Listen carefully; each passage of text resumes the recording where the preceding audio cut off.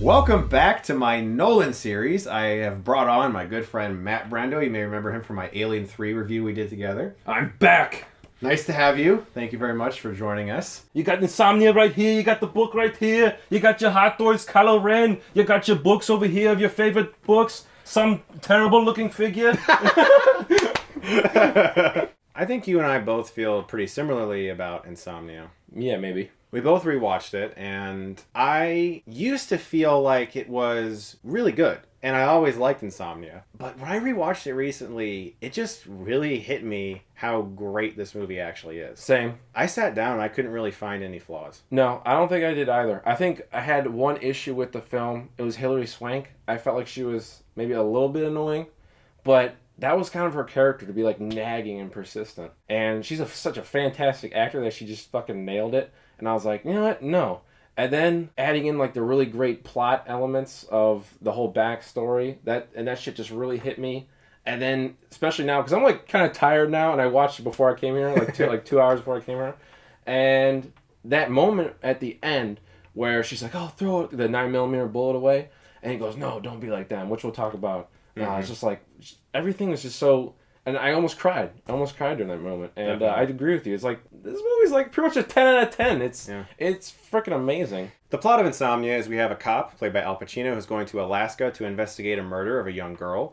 And we eventually learn that she might be linked into something with Robin Williams, who's a local author. And it's not just about a murder investigation, though. It's a really personal story because he's dealing with something that he did, possibly by accident, maybe by not. When they're searching for who they think is the killer, he's in this environment filled with fog and he can't see, and he shoots his partner, and his partner dies. And so for the rest of the movie, he's constantly making up excuses, trying to cover his tracks, while also trying to solve this mystery. Plus, he's in a town where the sun doesn't set this time of year, and so he's not getting any sleep. And that entire plot is so ripe with tension and drama. I wish I could come up with something like that. Like, that is just such a great thriller plot. Yeah.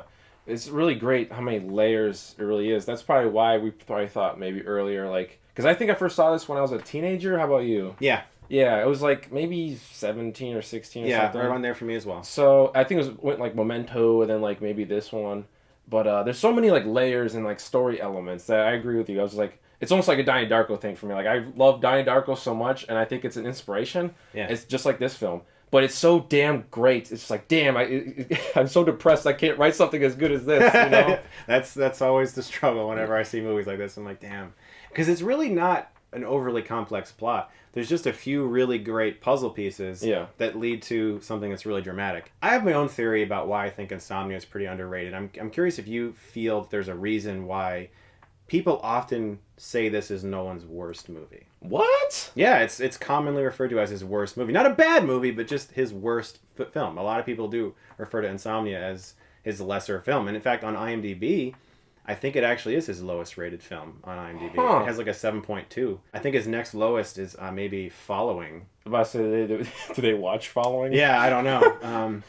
I think it's his lowest rated film. Wow, on IMDb. what the fuck? Yeah, I don't get it. I don't get that either. Do you have a reason? Because I have a theory. No, I don't. Okay. I can't think of why the fuck.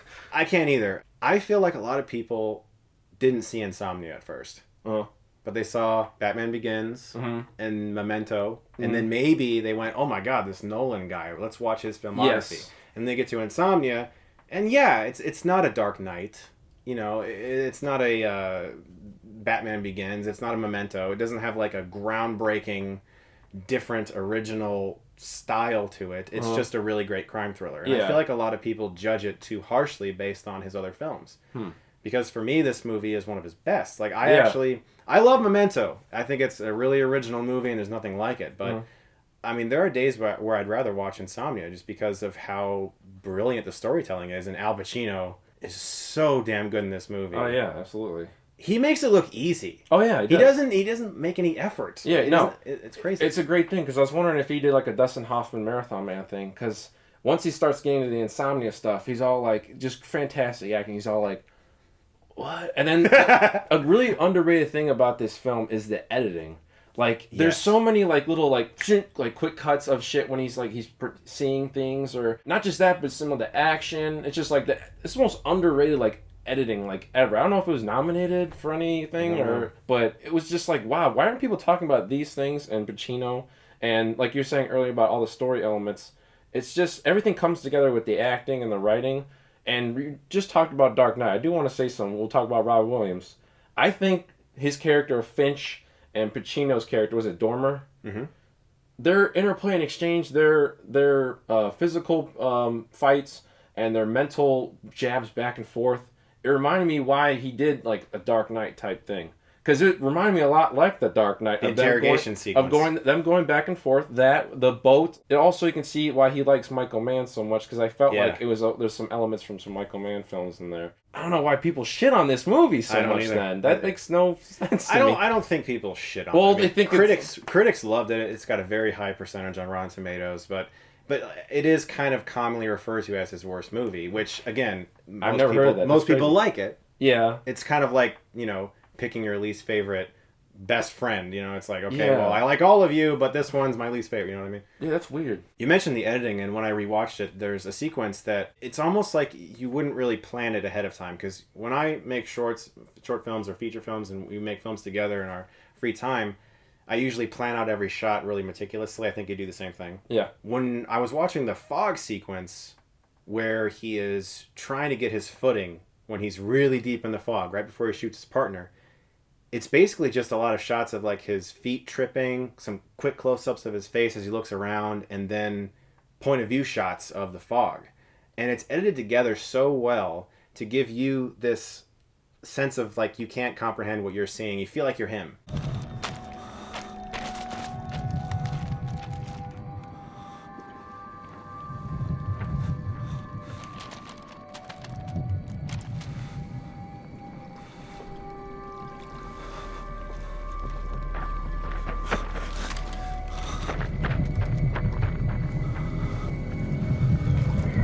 It's something Nolan does really well. He did it with Memento. He made you feel like you had that memory condition that Leonard has in Memento by breaking up the footage the way he did in that movie.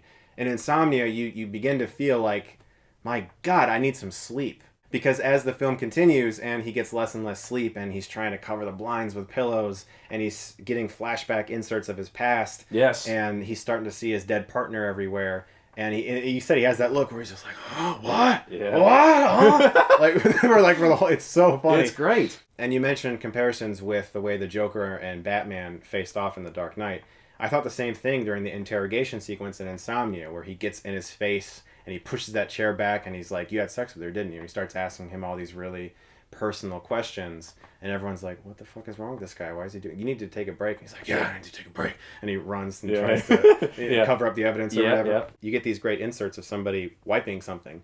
And the way he cuts it in the opening titles, Nolan, is you think that's the killer. Absolutely.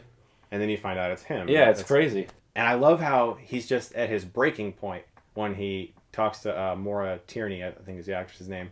And he's like, I just ask you, I want your opinion. We're just two people talking. I just want your opinion.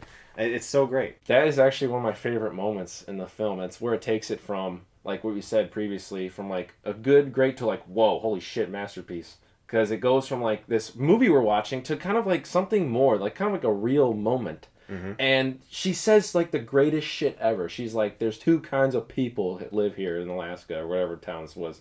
There's the people that are born here or the people that escape from something. I was like, holy shit, I got goosebumps on the back of my neck. And then Such a great line. It goes on, and we don't really know what she's there for, but she's someone we can actually talk. This character can actually talk to and ask rather than someone's going to judge him. Yeah. And then it goes on to him arcing. That's pretty much probably the setup or the start of him actually arcing and saying, hey, I did this shit and I will take the blame. And I'm going to keep using this word, but Robin Williams is so underrated in this movie. This came out in 2002, same year as 1 Hour Photo, another really dark performance. So he had a lot of critical acclaim in 2002 for being someone who could really stretch as an actor and really have a lot of range. You feel his presence in this movie throughout the first 45 minutes. He's not in the movie that much until that point. And his reveal is actually kind of astonishing. And I almost wish that I didn't know he was in this movie, that he wasn't even credited. That would never happen. No. Unless you're watching Seven. Al Pacino is in his apartment, and he's looking around, and then you hear him outside the door, and it just cuts to a wide of Robin Williams, like, Yeah, he's staring at the door. He's like, someone's in there. Yeah. And he just runs off. And I'm like, fuck! That is like the greatest reveal. Like, it wasn't some over-the-top, like, pan up his legs to Robin Williams. Yeah. It wasn't like that at all. Yeah. I loved it. And I love him in this movie. Their interplay as characters is so great because Williams seems to have this suspicion that by murdering this girl, he didn't do it on purpose. And you can tell there's something a little off there. Yeah, he's weird. This is one of the reasons why I love it so much, is because it's not just bad guy, good guy, let's fight and chase each other, you know? It wasn't just like that. It was, they both have a really fucked up connection.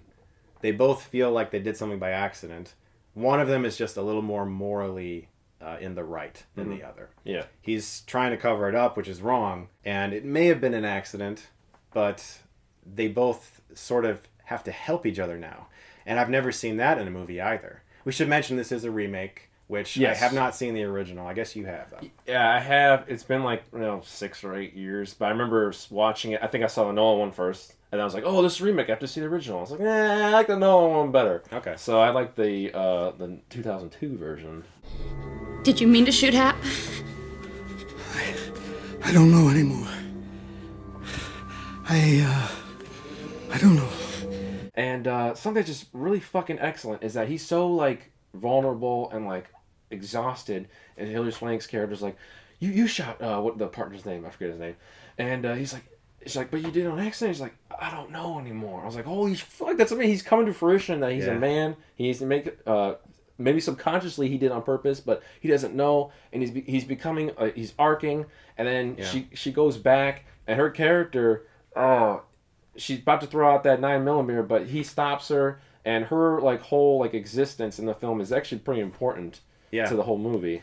I like Hilary Swank a lot in this movie. There were a couple times where she was just maybe not quite as good as Pacino in a scene, which is not really something you can really blame her for. Yeah, but she did win an Academy Award, didn't she? She's got 2 Academy Awards. Damn, I know she had Boys Don't Cry and $1 Million Baby. Damn. Yeah, she's great in this movie. Really, all the acting is good. I liked how the police team didn't feel like a movie police team. They were all just very like normal guys. They were real, yeah. Like they're one of the biggest confrontations in the movie is very subtle. It's between Pacino and the one cop who clearly doesn't want him there. The mustache guy. Yeah, every time the 2 thumbs. Yeah, and the blowjobs. Yeah. Who has 2 thumbs and likes blowjobs? This guy. Like, sorry, and taps Hilary Swank. Yeah. There's all these scenes where Pacino has a way of doing things, and he's just like, okay, whatever, we'll do it. You can tell he doesn't want to do the things like Pacino does, and Pacino comes in there and basically, within a couple hours, figures out all these other things that no one else did. I really love also his phone call to the internal affairs asshole about his investigation. But he takes the phone, but not too far away from the actress's name, the person working the desk. And also, writing-wise, kind of sets up why she'll trust him and why he'll ask her the question later, and they kind of have this connection now. So I really like how they do present a realism. Like the guy's name, old dude, the fat old guy, Chuck, I think his name was, for the police station when Pacino and his partner first come in. Like he was, very real when their interaction with each other and like why they're here and stuff. So I agree, 110%. Yeah. It wasn't like Exactly. I don't understand why this movie gets a lot of the criticism that it gets from people today, because every time I watch it, which I would say is maybe like once every couple years, I don't watch it like every year. It's got to be one of those really great films like Collateral, Exactly, and Heat. You can't watch like once or a month or once every couple months. You have to like maybe once a year or once every 2 years or 3 years. They're so great you can't do it over and over again. You gotta space it out. Yeah, it was interesting. I was watching the Blu-ray special features, and I completely agree with you, by the way, about the rewatching. And there was this interview with Nolan and Pacino started talking about how they didn't really have time to do rehearsing for this movie. And so I guess they were on a pretty tight schedule. And then Pacino talked about rehearsing in general, and he was basically talking about how he's like, rehearsing is basically just making yourself feel comfortable with your other actors. And I was like, that's true. And I can tell that he has a really great way of working on sets and with building a character, because he never looks like he's trying. He's not a try-hard actor. Sometimes he can get really big in a scene, obviously, and burst out with some amazing moment. Like, every Pacino movie has that moment where he just flips out on somebody really subtly. And this one has it too. Yes, it does. Where they're talking about something, and his partner, after his partner just really pissed him off, saying he's going to go to internal affairs and talk to him about some shit, the partner acts like he's concerned about something, and Pacino just turns to him and goes, "What the fuck do you care?" Yeah. I was like, oh shit. I don't want this turning up in some courtroom 6 months from now when my rep's in the shit. They're pulling apart all my cases. Come on, Will, that's bullshit. Fuck you care! Because like through the whole movie, he's just like a straight edge. Yeah. For like yeah. this first half hour of the movie. And Yeah. oh, fuck do you care? I was like, oh, jeez. Wow. That's Pacino, though. I mean, and it works, though. Every movie's got to have that one, she's got a great ass moment. And this is that movie's moment for him. Well, me studying the method as acting and him being a method actor, the method is all about the appearance of the first time, or something like this, illusion of the first time. So a lot of method actors don't rehearse, so they can give that illusion up. Sometimes we don't even rehearse in our own rooms. We just read the lines, and we're in the character's head. And once we interact with these people, we don't because we'll if we do it over and over again, and we don't have a script with us, it's kind of fake. Right. We don't want to give that fakeness off. So, like in Heat, Pacino and De Niro didn't rehearse for their diner scene because it would be more real. So it's not just a time constraint thing; it might be also a technique thing as well for him. And you mentioned the Heat scene, that amazing diner scene that everyone loves from Heat. The scene on the ferry felt like that. Yeah, that's why I said it's very Michael Mann, and you can see his filmography attached. It was like these two guys are meeting, and now we get to see them in this scene, and the movie built to that so much. Yeah. And getting them there and just hearing their conversation, and then seeing where it goes, where Williams is like, "Look, we're on the same page. We can help each other." Yeah. Or we could just ruin our lives and do this, and there's that long. It lingers on Pacino's face where he's like, "Yeah." There's like that bar here, and he's like, "What do you want me to do?" And then it starts. That's like the progression of his downfall even more. It's such a great mindfuck, the way that Robert Williams' character Finch just messes with him, and he tries to mess with him back. It's just a brilliant interplay. And there's something that it pisses me off. I heard it for the longest time, and I need to hear your take on this. I hear, I like Insomnia, or some certain aspects of Insomnia, because Robin Williams is a funny guy. Every time he came on screen, I just wanted to laugh. Well, my opinion on that is that's bullshit. I agree. I mean, I think actors have proven over the years, comedic actors in particular, are amazing at doing roles outside of comedy, because I think comedy is maybe the hardest. Yeah. Laughing is a really visceral reaction. Like, you can get someone to feel fear through manipulation of a film score, or sound effects, or editing. To get someone to laugh, you really have to understand how to convey that incredibly visceral reaction that we would get from something that maybe, because I think laughter is almost what people are most hardened by. That and crying. When you're a comedian at that level that Robin Williams had been at when he was still alive, rest in peace, he was able to do a lot of things with comedy that blew people away. But when he transitioned into movies like Awakenings and Good Will Hunting, he obviously proved that he's a fantastic dramatic actor. Absolutely. But then later, like with 1 Hour Photo and Insomnia and some movies like The Night Listener, which wasn't that great, he was able to show that he could do that darker side as well. And yeah, I buy every minute of it. Absolutely, I agree. I 100% totally disagree with anyone. Yeah, I don't know why they would think that. No. And you were saying earlier about like the first 45-ish minutes of him and his introduction and stuff. The shit that he has on the phone is so awesome. And one of my favorite moments also from the film is when Pacino's in the fucking police station and he gets the call from Finch. And they talk for like a couple minutes, and then he hangs up, and then he doesn't tell anybody, and then just goes off and does his own thing. Yeah. And he's kind of ahead of the game. That's why the Mustache Man hates him so much, because he didn't tell him about this all stuff that was going down. It's just, Robert Williams fucking nailed it. Like, I don't know what the hell these people are thinking when they say, I just want to laugh. Like, this guy was pretty fucking creepy. Probably one of the best villains in like the past how many fucking years, at least for me. He was awesome. He was great. One of my favorite scenes in the movie is when Pacino first visits the school and drags that kid out of class and pulls the desk closer. Yes. And he has that amazing dialogue with him back and forth. Yep.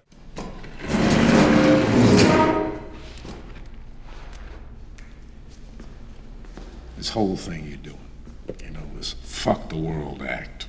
Now that might work with your mama. It might even work with a couple of these local cops who've known you long enough to figure you're too dumb ever to kill anyone without leaving a couple of witnesses and a signed confession. Ain't gonna work with me. That scene to me is everything I want out of a Pacino movie. I want that subtlety. I want that tension. I want that intimidation factor that he is so excellent at delivering. Honestly, Insomnia is one of my favorite Nolan movies. I don't like it as much as the Batman films or, I really love Memento, but Insomnia is pretty close for me in regards to Memento. I think it's super underrated, and I honestly thought for a long time about it because so many people have said it's like his worst film. I can't find a flaw in this movie, something that bugs me, something out of place. The performances are perfectly on point. As you said, the editing is really good and underrated. The music is great. David Julian, who also did the score for Memento. The writing is really great. One of the few times that Nolan has directed a screenplay that he didn't write. Really, all in all, Insomnia is one of my favorite crime thrillers, and I'm going to give Insomnia an A+. I love that scene as well. It's command. That's why. It's a Pacino. Like, he's done this for so many fucking years, and this like brat essentially, and he's just like, listen, kid, like I've been through the block, and it's fucking perfect. And the way that kid, you can tell like that kid was like, this is Al Pacino, like, in his eyes, and it was just a fantastic scene that builds up the whole movie and it arcs. And honestly, watching it 2 hours ago, if I wasn't such a big Batman fan, I would put Insomnia over Dark Knight as the best Nolan film. So I don't know why so many people think it's the worst one. And I'll give it 10. 10 out of 10. I also like The Dark Knight more and Batman Begins. It's not my favorite Nolan movie, but I do think it is his most underrated. And yeah, I hope that more people watch this movie. I'm sure a lot of people have. It's a Nolan film. But I mean, I hope that more people who maybe skipped it because it didn't sound that interesting or didn't sound that amazing or sci-fi heavy or big action sequences. Yeah. I hope more people do check it out. Yeah, it's very underrated because the characters, like, really pay attention to the story, folks, next time. Like, you'll really appreciate. Don't be like, oh, where's the boom, boom, boom, boom, like you just said. I agree 100%. Well, thanks for coming on, Matt. I appreciate it. Definitely check out Matt's channel. Please subscribe to his channel. It is terrific. And Thank you. I think you want to do more film videos, too. Yes, Arrival. We're doing a quick analysis of the first act. Oh, okay. Yeah, so I'm going to actually get this right here. So I got to buy one of these guys. You should see the collection this guy has. Pretty nice. Yeah. it's unhealthy. No, it's healthy. Well, thanks, man. Boom. So thank you very much for watching. Look forward to the review of The Prestige coming very soon, as well as Dunkirk after that. Let's hope that's really good. You guys are the best. Thank you very much as always. And if you like this, you can click right here and get Stuckmanized. And I'm done. Yahoo!